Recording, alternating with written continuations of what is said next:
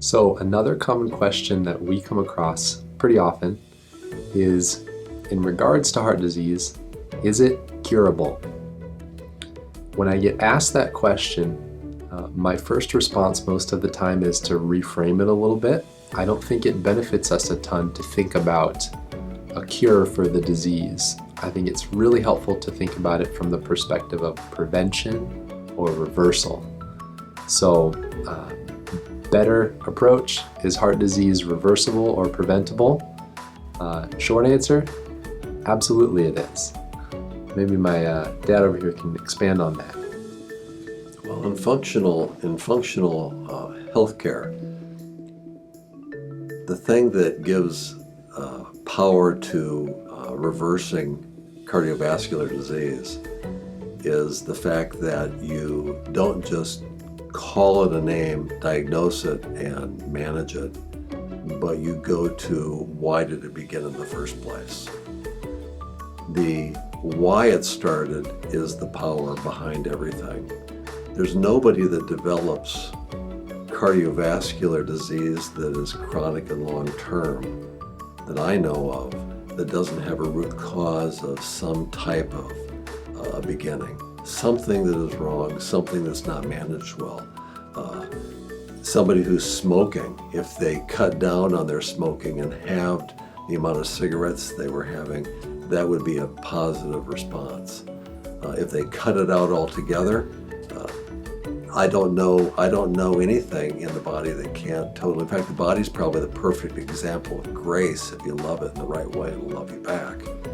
So anything that you do that's positive, as far as reducing the overall abuse to the body, drinking water will take a burden off the heart and allow it to heal. Eliminating toxins in your water or toxics from walking out in the yard. People who spray their yard with bug spray and things, those chemicals go in and they damage the heart. The body needs to take and have a constant cleaning, and the heart is one of those things that we don't think about that because we think about going to the doctor and having our blood pressure taken and then going and having medication for blood pressure or tachycardia or arrhythmias or things like that. It's so much better to take and do proactive measures to make the heart a healthy thing.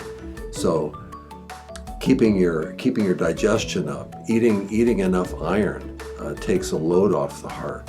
If you didn't have enough iron in your diet, or if you weren't digesting your iron, if your stomach wasn't hot enough again, you wouldn't break down your iron, you wouldn't absorb your iron.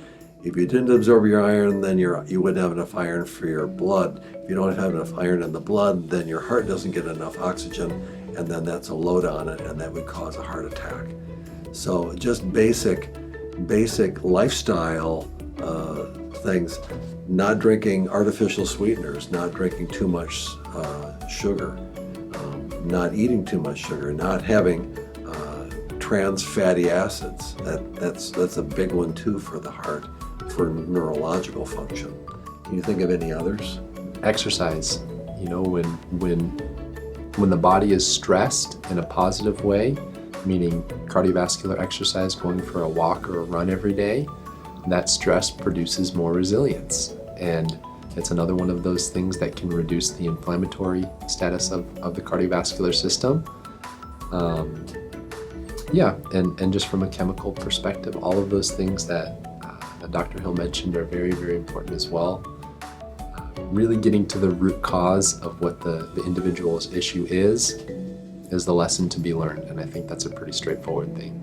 We've even got problems in our society today with too much stress. And we have a lot of people who are depressed or overloaded with the amount of information that is bombarding us every day.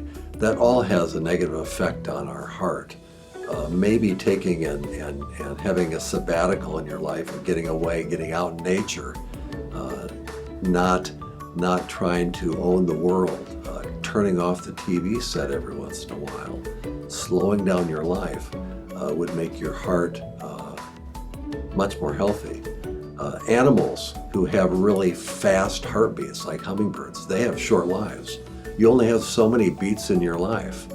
And elephants have a really long life. So if you reduced your overall heart rate by 10 beats a minute, you'd probably put 10 years of life onto your life for having your heart be able to survive a little bit longer.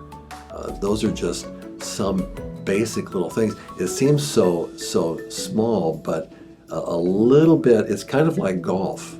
If you hit a golf ball 1 degree off center, it'll be 100 yards, 200 yards down the fairway off to the left or the right.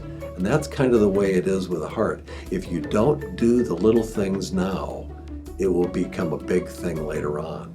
And those little things are so easy to do. It's just a matter of present time consciousness and making the right choices.